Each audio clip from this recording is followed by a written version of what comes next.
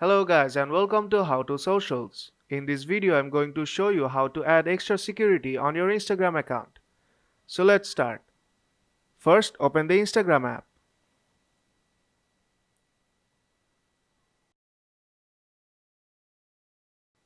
Now go to your profile from bottom right corner. Now tap on three bars on top right corner and go to settings. Now tap on security. Then tap on two-factor authentication and then tap on get started. Now you have to select a method with which you can get the authentication. I'll select text message. Now a 6-digit code will be sent to your phone number. Now enter the code number and then tap next.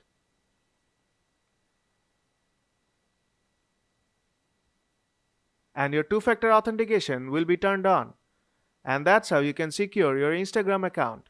So if this video helped you out, then don't forget to leave a like. And see you in the next tutorial.